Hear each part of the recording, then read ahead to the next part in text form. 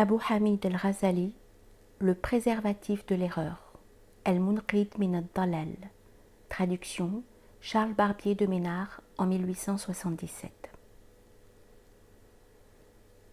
Au nom de Dieu, clément et miséricordieux, l'imam Abu Hamid Muhammad Ghazali dit: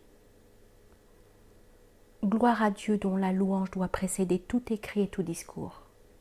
Que les bénédictions de Dieu se répandent sur Muhammad, son prophète et son apôtre, sur sa famille et ses compagnons, sous la conduite desquels on évite l'erreur. Tu m'as prié, ô mon frère en religion, de te faire connaître les secrets et le but des sciences, les profondeurs et le dernier terme des doctrines.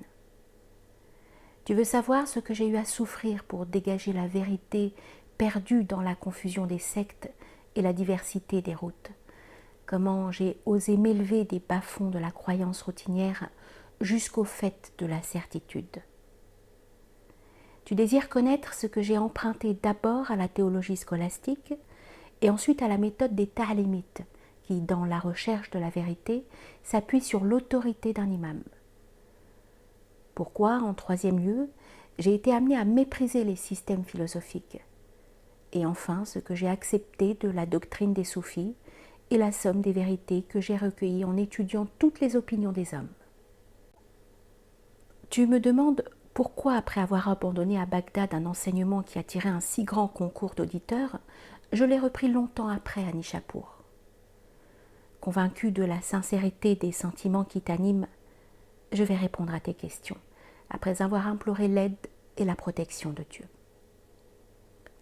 Sachez donc, ô mes frères, que Dieu vous guide dans la bonne voie et vous dirige vers la vérité, que la différence des croyances et des religions, que la diversité des doctrines et des sectes qui partagent les hommes sont comme une mer profonde, fertile en naufrages, et de laquelle peu d'hommes se tirent sains et saufs.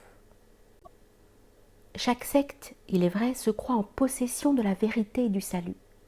Chaque communauté se réjouit de sa croyance. Mais comme nous l'a enseigné le chef des apôtres, celui dont la parole est toujours véridique, ouvrez les guillemets, mon peuple se partagera en plus de 70 sectes et une seule d'entre elles sera sauvée. Fermez les guillemets.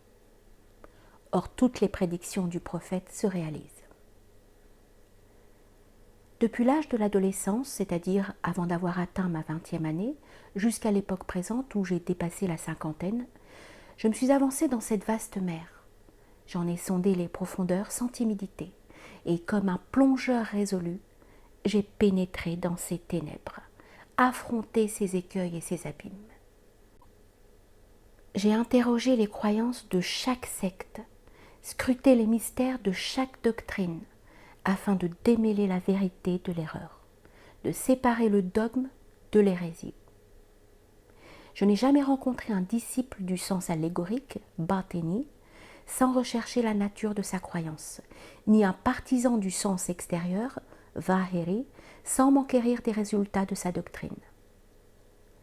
Il n'est pas un philosophe dont je n'ai approfondi le système, pas un théologien dont je n'ai voulu connaître la doctrine et les controverses dans leurs résultats définitifs.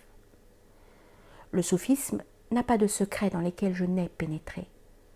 Le pieux adorateur de Dieu m'a dévoilé le but de ses austérités. Le zandiq et l'athée n'ont pu dérober à mes yeux les causes véritables de leur impiété audacieuse. La soif de connaître s'était glissée et infiltrée en moi à la fleur de l'âge. C'était comme une seconde nature que Dieu avait mise en moi, sans qu'il y eût de ma part ni volonté ni effort.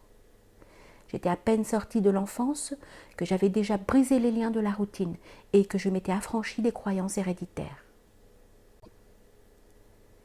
Ayant remarqué avec quelle facilité les fils des chrétiens deviennent chrétiens et les enfants des musulmans embrassent l'islamisme, me rappelant d'autre part cette sentence du saint prophète recueillie par la tradition, ouvrez les guillemets, l'enfant naît et en lui le germe de l'islam, puis ses parents le font juif, chrétien ou mage. Fermez les guillemets.